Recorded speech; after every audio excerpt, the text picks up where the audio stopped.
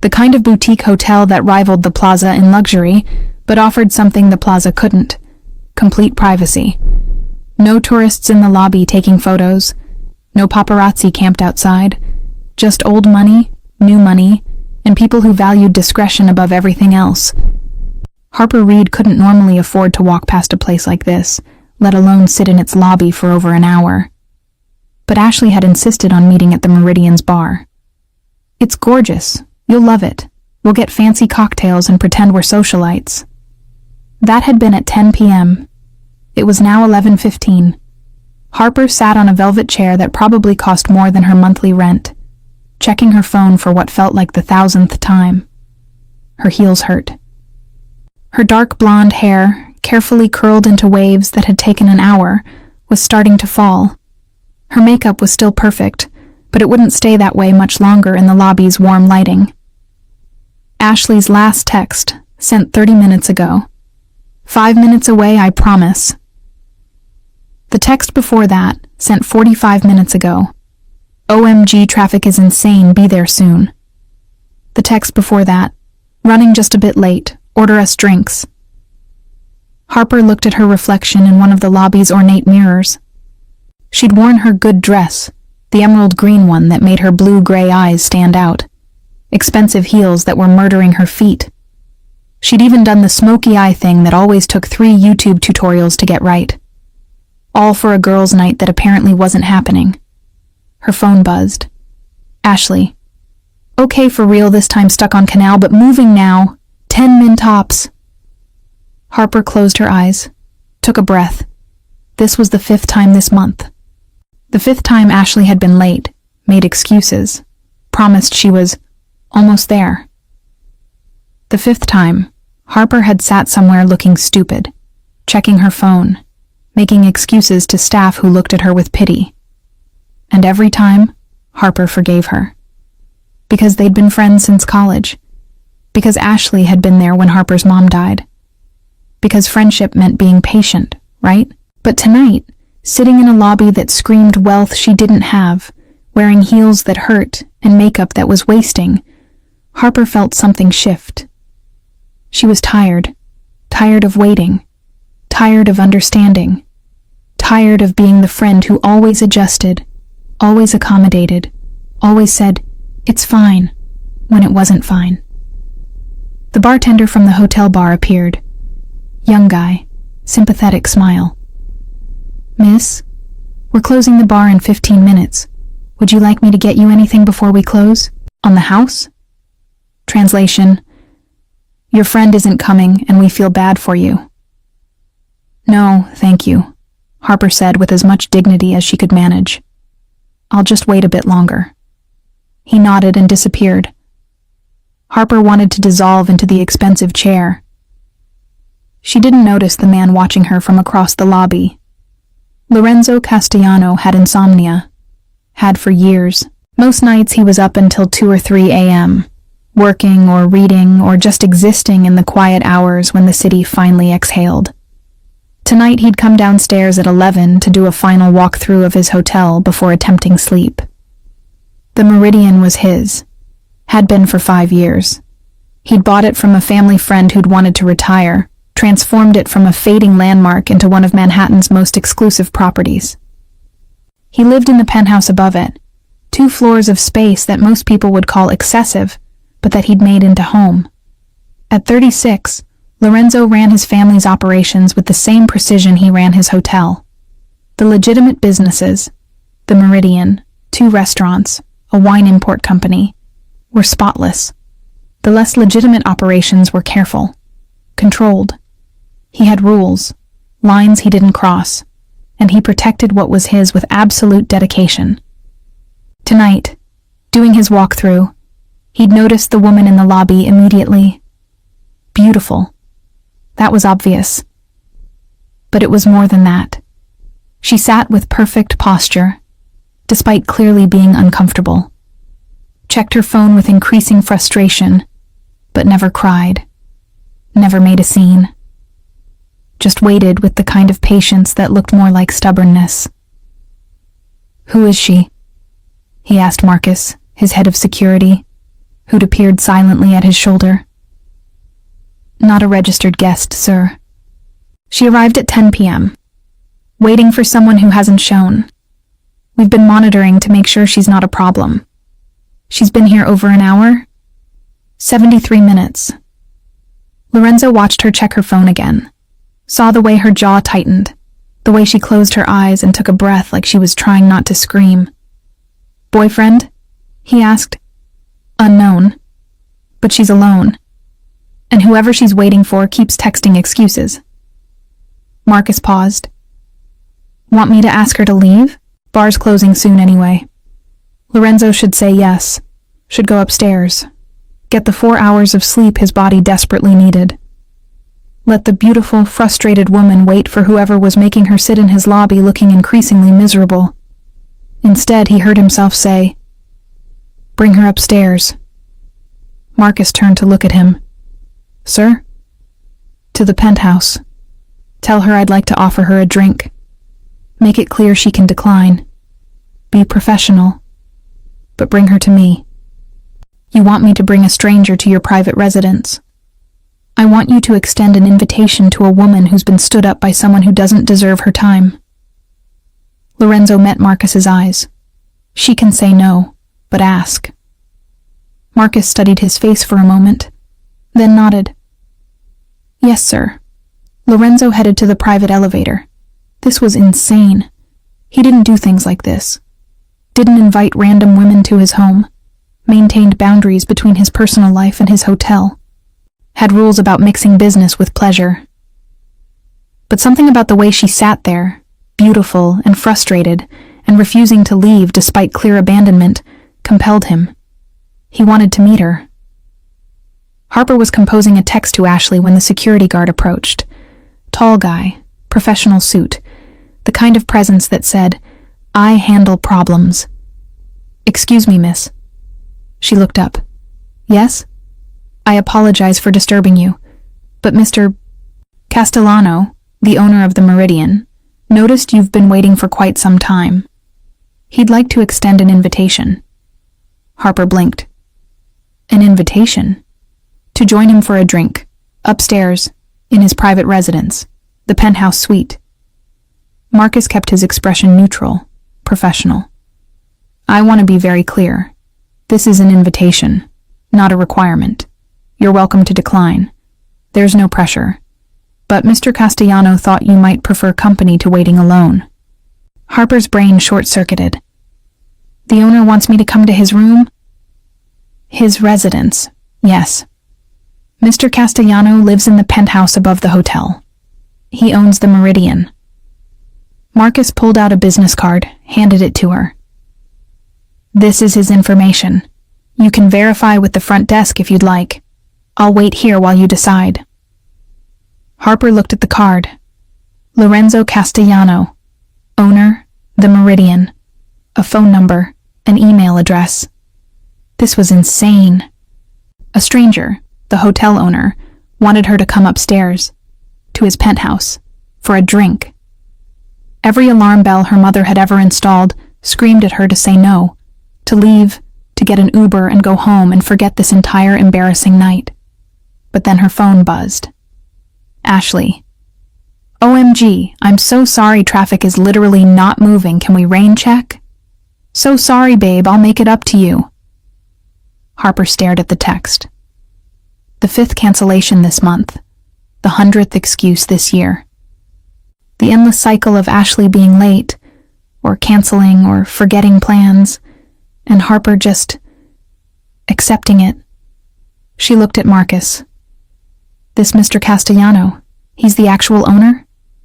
Yes, ma'am, 5 years, lives on property, very hands-on management. And he wants me to come upstairs.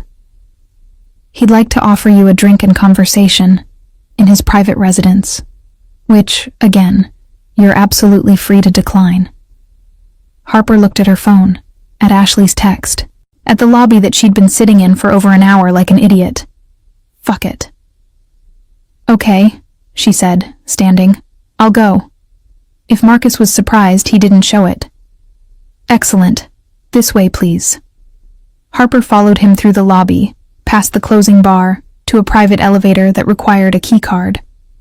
As they stepped inside and the doors closed, reality crashed in. What the hell was she doing?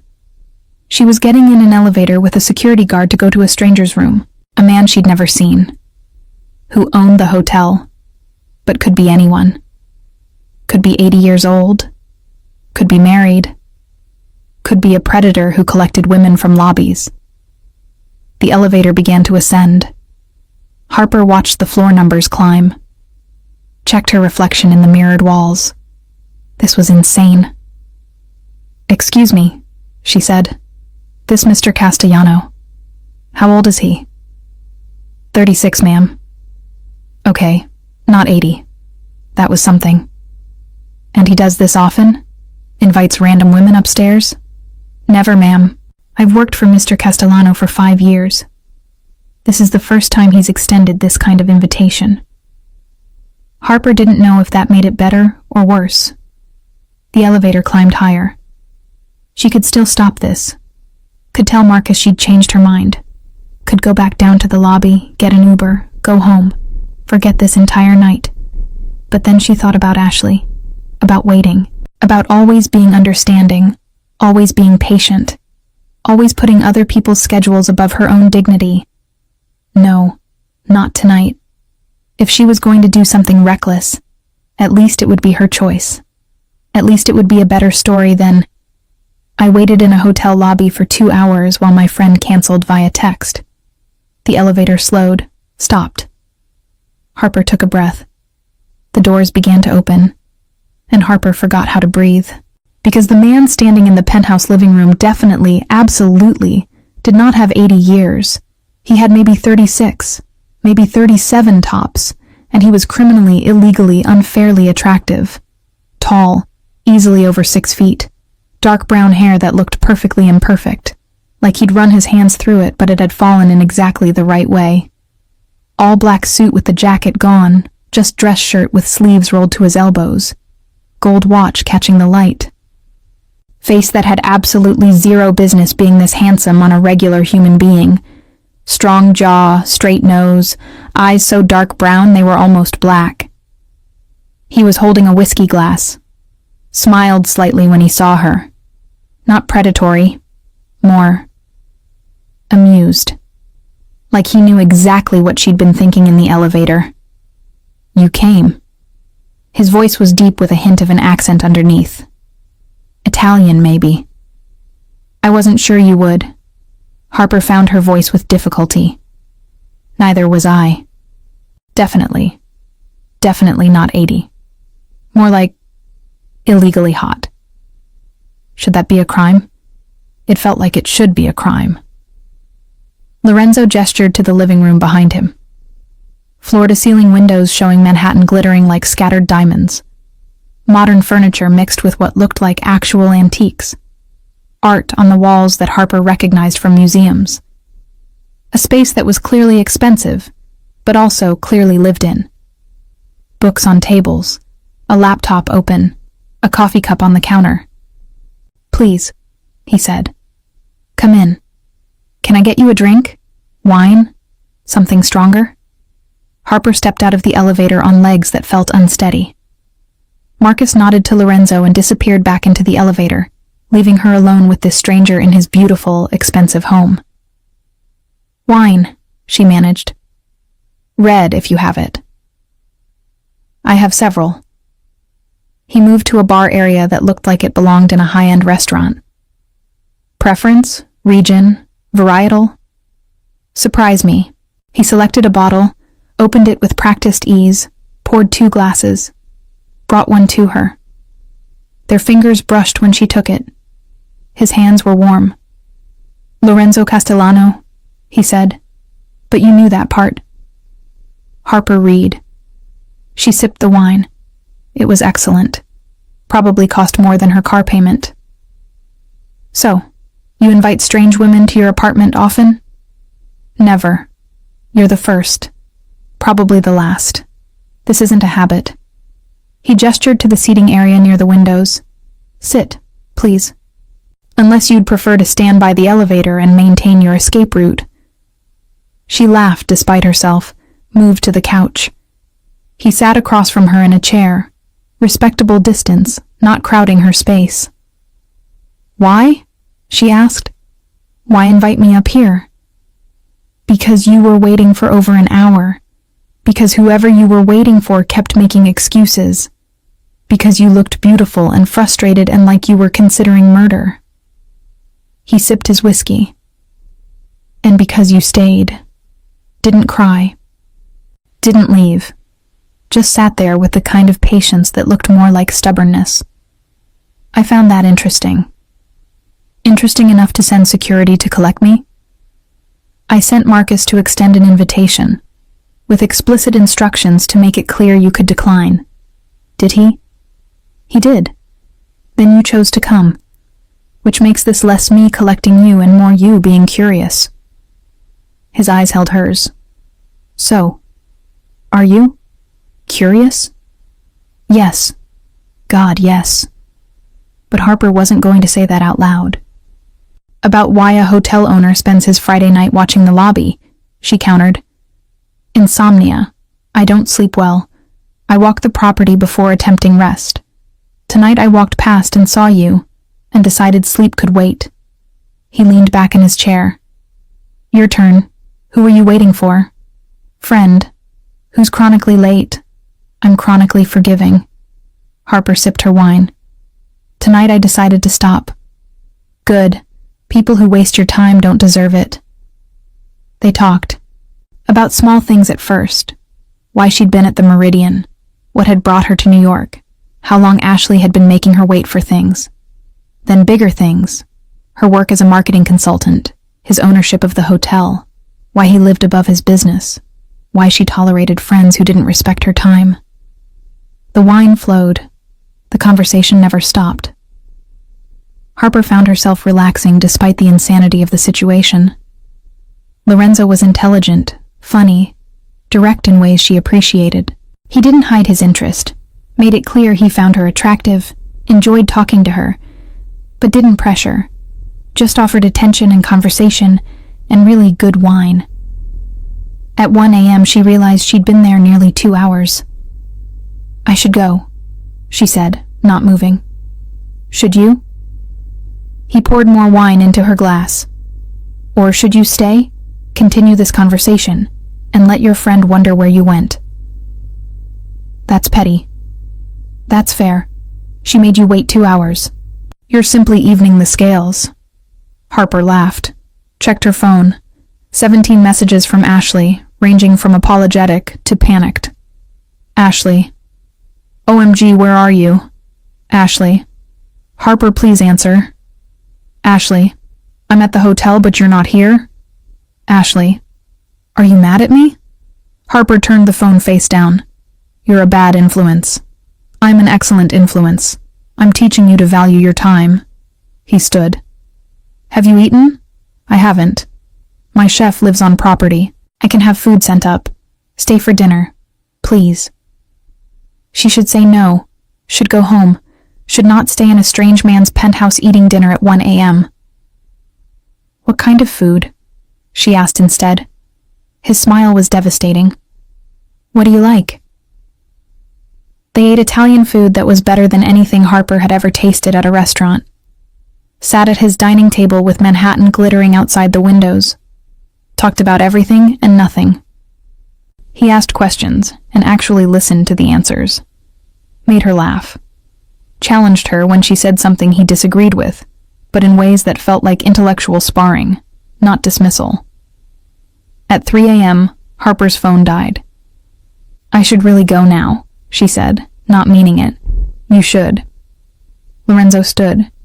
"But if you'd like to stay, I have guest rooms. You're welcome to one. No pressure, no expectations. Just an offer so you don't have to Uber home at 3 in the morning." Lorenzo. "Think about it." He moved to the windows. Looked out at the city. "I'm enjoying this. I'd like to continue it. But I understand if that's too much trust to give a stranger." Harper studied him. The line of his shoulders. The way he'd maintained distance all night despite clear attraction. The way he'd made everything feel like her choice, her decision, her control. "I'll stay," she said. "Guest room, with a lock on the door." "All my guest rooms have locks, and I'll be in the master suite on the opposite side of the penthouse." He turned to face her. "Thank you for trusting me. I don't take that lightly." The guest room was beautiful. King bed with sheets that felt like silk. Attached bathroom with products that probably cost more than her skincare routine. A robe that was softer than anything she owned. Harper lay in the bed, staring at the ceiling, trying to process what had just happened. She'd come to meet Ashley for drinks. Had ended up in a hotel owner's penthouse. Had spent hours talking to a man she'd just met. Had agreed to sleep in his guest room. This was insane, but also the best night she'd had in months. She fell asleep with a smile on her face. Harper woke to sunlight and the smell of coffee. For a disoriented moment, she didn't know where she was. Then memory crashed back. Lorenzo, the penthouse, 3 a.m. pasta. Oh God. She found her phone, dead. Found her shoes, kicked off somewhere. Wrapped herself in the borrowed robe and ventured out of the guest room carefully. Lorenzo was in the kitchen, making espresso. He'd changed. Gray t-shirt, black jeans, bare feet, hair slightly messy. He looked unfairly good for someone who'd probably slept as little as she had. "Morning," he said without turning around. "Coffee? Please, strong, IV, if possible." He laughed, poured her a cup. "How'd you sleep?" "Better than I expected, considering I'm in a stranger's home. Technically, we're not strangers anymore. We had dinner, multiple courses, that's at least acquaintance level." He handed her the coffee. "Cream? Sugar?" "Black is fine." They stood in his kitchen drinking coffee while Manhattan woke up outside the windows. It should have been awkward. Instead, it felt comfortable. Easy. "About last night," Lorenzo started. "If you're about to say it was a mistake." "I was going to say it was the best Friday night I've had in years." He set down his cup. "And ask if you'd like to do it again. Properly. Dinner. Not at 3 a.m. Somewhere public so you know I'm not a serial killer." "I already know you're not a serial killer. Serial killers don't have this much original art, or make this good coffee." "So is that a yes?" Harper thought about it. About how easy talking to him had been. About how he'd made her laugh. About how he'd respected every boundary while making his interest clear. About how she hadn't thought about Ashley once after midnight. "Yes," she said. "But I need to charge my phone. And probably deal with the 17 panicked messages from my friend. Phone charger in the guest room. Take your time. I'll make breakfast." Harper dealt with Ashley's messages while eating the best omelet of her life. Called her friend, endured the worried, "Where were you?" and the guilty, "I'm so sorry I was late." Listened to the excuses about traffic and work and stress. "It's fine," Harper said automatically, then stopped. "Actually, no, it's not fine. Ash, you were 2 hours late. You've been late or canceled 5 times this month. I love you, but I'm tired of waiting. Can we please work on this?" Silence on the other end. Then, "You're right. I'm sorry. Actually sorry. Not just saying it. I'll do better. I promise." "Thank you. That means a lot." After, Lorenzo drove her home to her apartment in the West Village. Walked her to her door like a gentleman. "Dinner tomorrow?" he asked. 7 p.m. I'll pick you up." "You don't know if I'm free tomorrow." "Are you?" "Yes." "Then 7 p.m. He smiled. "Thank you for last night, for trusting me, for being the most interesting conversation I've had in months. Thank you for rescuing me from lobby limbo." He leaned in, kissed her cheek, soft, respectful, leaving her wanting more. "Tomorrow, Harper Reed, wear something nice. I'm taking you somewhere special." He left before she could respond. Harper went inside, collapsed on her couch, and tried to process. She'd just spent the night with a hotel owner who was obscenely attractive, clearly wealthy, and apparently interested in her. This was either the beginning of something amazing or the beginning of a catastrophically bad decision. She decided she didn't care which. Lorenzo took her to his restaurant in Midtown. Italian, naturally. 2 Michelin stars. Impossible reservations. He owned it, so they walked past the line and got the best table. Corner booth with privacy and ambiance. "You own this too?" Harper asked, studying the menu. 3 restaurants, the Meridian, some import-export businesses. I'm Sicilian. We collect enterprises. He waved away the menu. "Trust me to order?" "Should I?" "If you don't like it, you can order something else. But I think I have good instincts about what you'll enjoy." He did. Every course was perfect. They talked through dinner about her work, marketing campaigns she was proud of, difficult clients, the freelance life, about his hotels, how he'd bought the Meridian, transformed it, loved the work of hospitality, about his family. Sicilian, big, loud, traditional. My mother still thinks I should be married with 6 children by now. "And you're not because?" "Because I'm busy, and because I haven't met someone who understood my world. What I do. Who I am." He reached across the table, took her hand. "Until maybe now." The chemistry was undeniable. Every touch, every glance, every word loaded with attraction. When dinner ended, Lorenzo walked her to his car. "Your place or mine?" he asked. Harper's heart hammered. "Is that presumptuous?" "Extremely. But I've been thinking about kissing you since you walked out of that elevator looking at me like you couldn't believe I wasn't 80 years old." She laughed. "I wasn't thinking that. You absolutely were. You expected an octogenarian in a silk robe. Instead, you got me. Disappointing?" "Definitely not disappointing." "Good." He moved closer. "So, your place or mine?" "Mine," she decided. "And for the record, I was absolutely thinking you'd be 80. He kissed her then, right there on the street with Manhattan moving around them. Soft at first, testing, then deeper when she responded, his hands in her hair, her fingers clutching his jacket. Both of them breathless when they finally pulled apart. "Your place," he said again. "Now, before I forget I'm trying to be a gentleman." They barely made it inside her apartment before kissing again. Against the door, down the hallway, into her bedroom. Clothes disappearing between kisses. "Tell me if you want to stop," Lorenzo said against her neck. "Anytime, I'll stop. Don't stop." Harper pulled him closer. "Definitely don't stop." They made love with Manhattan glittering outside her windows. He was attentive and intense, learning what made her gasp, what made her moan. When they finally came together, it felt inevitable. Perfect.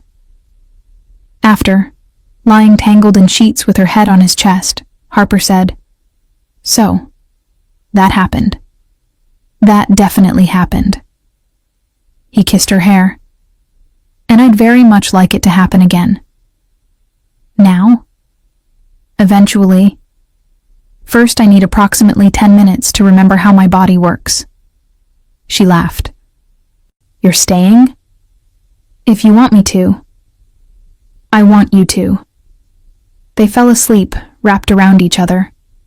And when Harper woke in the morning to find Lorenzo still there, making coffee in her kitchen in just his boxer briefs, she realized this was definitely not a one-night thing.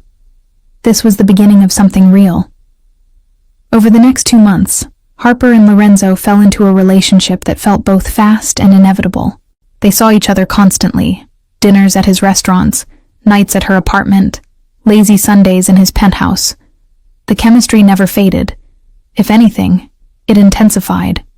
She learned more about him, the insomnia that kept him up most nights, his love of architecture and art, how he'd taken over his family's businesses at 25 when his father died, the responsibility he felt for his employees, his family, his legacy.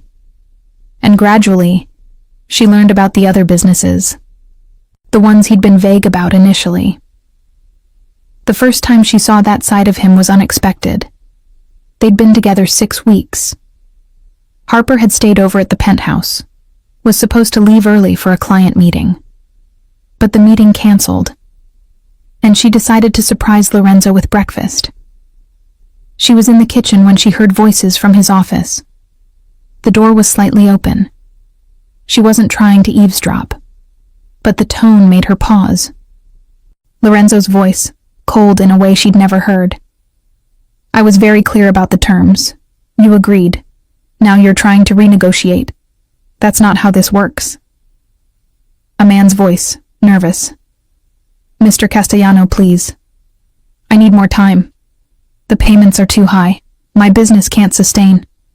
Your business is operating in my territory, under my protection. You pay for that protection. Those were the terms. But I can't. Then you close your business, or you find a way. Because if you're 3 months behind on payments, you're telling me my protection has no value. And I don't allow that message to spread. I'm not trying to. You have 1 week, full payment, or I pull protection and let whoever wants to move into your space do exactly that. Are we clear?" Silence. Then, "Yes, sir, crystal clear." "Good. Marcus will see you out."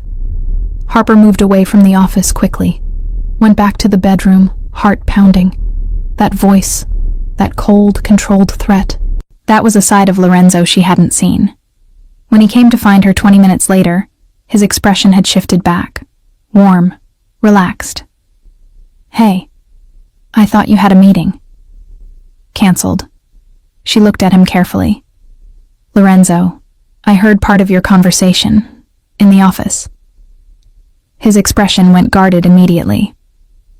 "How much did you hear?" "Enough. Protection payments, territory, threats about pulling coverage." She sat on the bed. "I knew you had other businesses, but hearing it is different than knowing it abstractly." He was quiet for a long moment, then came to sit next to her. "I warned you about what I do, what my world involves. I know, and I'm not scared, but I need you to be honest. Was that man in actual danger, if he doesn't pay?" "Yes and no. I won't hurt him. I don't hurt people over money. But if I pull protection and he's operating in contested territory, someone else will move in. Someone less careful. That's the danger." He met her eyes. "This is what I do, Harper. I manage territory, collect payments for protection that's real. I have rules. I don't hurt innocent people. I don't do drugs or trafficking. I don't cross certain lines. But I do run operations that aren't legal, that involve pressure and leverage and consequences. If that's too much, it's not." She took his hand. "But I need you to understand something. I'm choosing this. Choosing you. With full knowledge of what that means. I'm not naive. I'm not pretending you're just a hotel owner. But I also need to know you'll be honest with me. Always. Even when it's uncomfortable." "I will, I promise." He pulled her close. "Thank you. For not running. For seeing all of me and staying anyway. Thank you for trusting me enough to let me see it." They sat there for a while, holding each other. And Harper realized this was the real test, not the attraction, or the chemistry, or the easy parts. But this, seeing the darkness and choosing him anyway, knowing what his world involved and deciding her love was bigger than her fear. She'd made her choice, and she wasn't changing her mind. One night, 3 months in, she asked directly, "What do you actually do, Lorenzo, beyond the hotel and restaurants?" He was quiet for a moment. Then, "I run my family's operations. Some are legitimate, you've seen those. Others are less conventional, protection, territory management, import businesses that don't necessarily follow all regulations." He met her eyes. "I won't lie to you, but I also won't give you details that could put you at risk. Is that acceptable? Harper thought about it. About the man she'd come to know, who was generous and kind, who treated his employees well, who had rules and lines he clearly didn't cross. "Do you hurt innocent people?" she asked. "Never. I have strict rules about that." "Are you honest with me?" "Always." "Then yes. That's acceptable. I don't need the details. I just needed to know you'd tell me the truth." He pulled her close. "You're remarkable, you know that.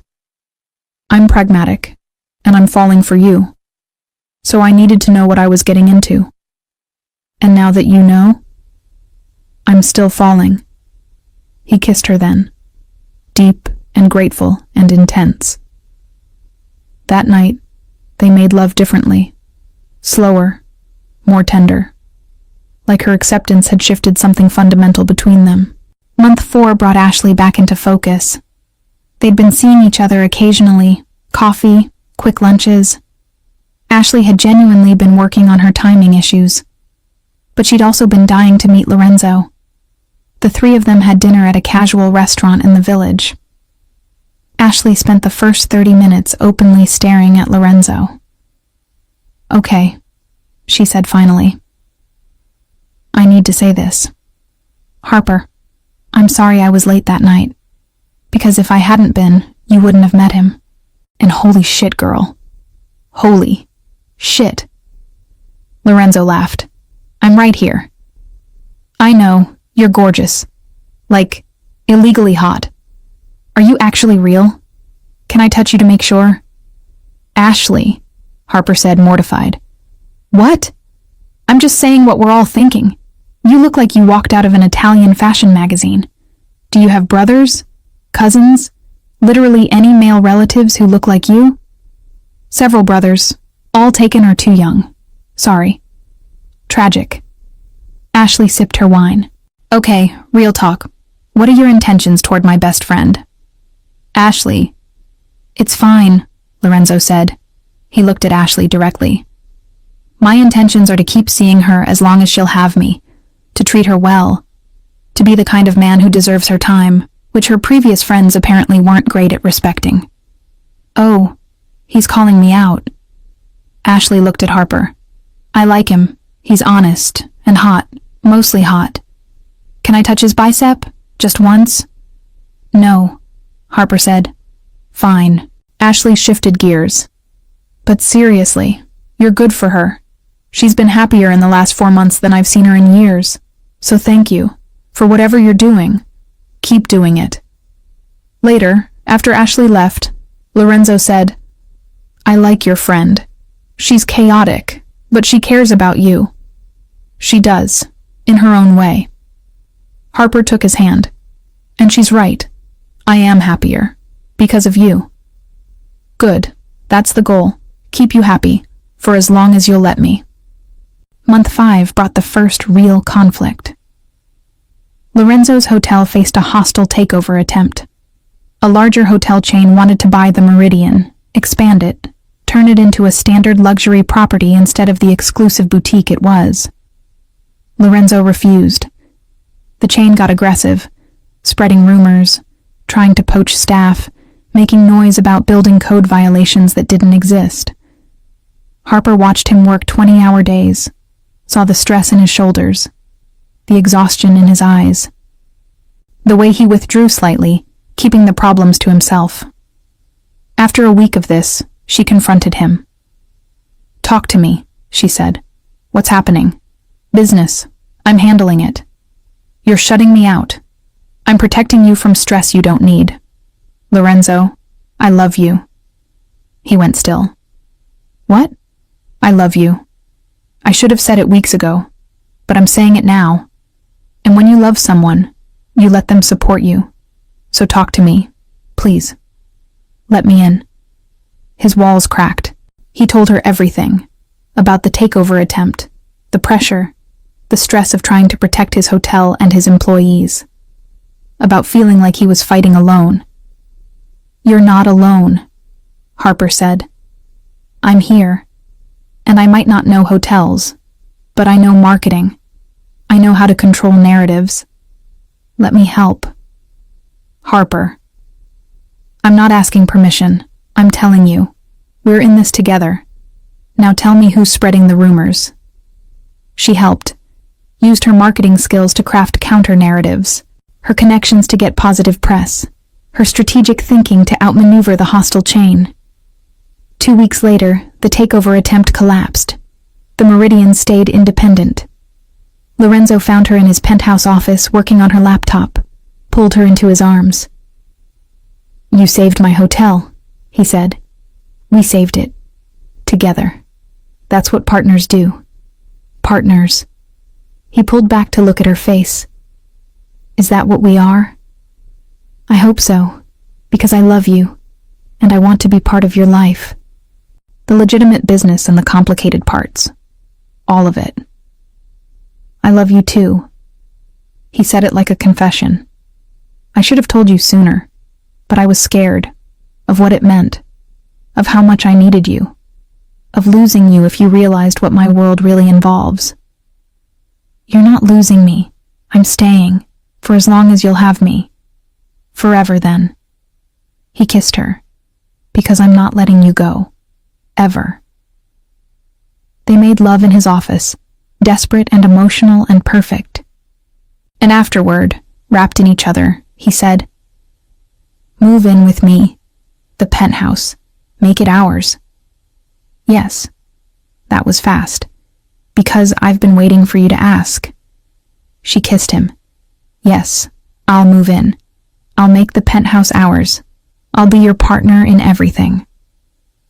Month 6 brought family. Lorenzo's mother wanted to meet Harper. Sunday dinner at the family home in Brooklyn. Harper was terrified. Sicilian mothers are intense, Lorenzo warned. She'll ask 1,000 questions. Judge everything. Probably try to feed you until you explode. Just be yourself. She'll love you. You don't know that. I do. Because I love you. And my mother loves what I love. The Castellano family home was beautiful chaos. Lorenzo's mother Rosa, his 3 brothers and their wives, his sister, assorted cousins, and about 12 children running everywhere. The noise was overwhelming. The warmth was immediate. Rosa pulled Harper aside within 5 minutes. So, you're the one who makes my son smile. I try. He's different now. Lighter. Less serious. That's you? I'd like to think so. Good. Rosa studied her face. You know what he is? What the family does? I know enough. And you stay anyway? I stay because of who he is, not despite it. Rosa smiled. Actually smiled. Smart girl. Welcome to the family. The dinner was loud and long and wonderful. Harper held her own with the brothers teasing, played with the kids, helped in the kitchen. By the end of the night, she felt like she'd been absorbed into something larger than herself. Something real and warm and lasting. They loved you, Lorenzo said on the drive back to Manhattan. My mother doesn't say welcome to the family unless she means it. Your family is wonderful. They are, and you fit perfectly. He glanced at her. Which is good, because I'm going to marry you someday. So you needed to get along. Harper's heart stopped. What? Not a proposal, not yet, but a promise. I'm going to marry you, Harper Reed, when the time is right, when we're ready. But it's happening. You should know that. Good, she managed, because I'm going to say yes. 2 months later, 8 months after that first night in the hotel lobby, Lorenzo proposed properly. He took her to the rooftop of the Meridian, had it set up beautifully, string lights, candles, the city glittering around them. Down on one knee in the place where they'd first met, technically. Harper Reed, 8 months ago you were waiting for a friend who was late. I sent security to bring you to me. Craziest thing I've ever done. Best decision of my life. He pulled out a ring box. You're brilliant and strong, And you challenge me and support me, and make me want to be the kind of man who deserves you. You've seen every part of my world, the good and the complicated, and you stayed. You chose me, and I choose you. Every day, for the rest of my life. He opened the box, sapphire and diamonds in platinum. Marry me, be my wife. Let me spend forever making sure you never wait for anyone again, because you deserve someone who shows up, always. And I will. I promise. Will you marry me? Harper was crying, happy tears that she didn't bother wiping away. Yes, God, yes. Yes to everything. He slid the ring onto her finger, stood, kissed her with the city watching. I love you, he said against her lips. I love you too, so much. No regrets? About following a stranger to his penthouse? Not a single one. Best reckless decision I ever made. They married 6 months later. Small ceremony at the Meridian with family and close friends. Harper wore a dress that made Lorenzo forget how to breathe. He wore all black naturally. When the officiant said, "You may kiss your bride," Lorenzo cupped her face and kissed her like they were the only two people in the world. The room erupted in applause. At the reception, Ashley, maid of honor, gave a toast. I'm supposed to tell embarrassing stories about Harper, but honestly, the most embarrassing thing about her is that she tolerated my constant lateness for 10 years, which I'm working on, by the way. Therapy is great. Laughter. But seriously, Harper, you deserve all the happiness. And Lorenzo, you better treat her like the queen she is, or I'll fight you. And I know people. Also, you're terrifying, but I'll try anyway. More laughter.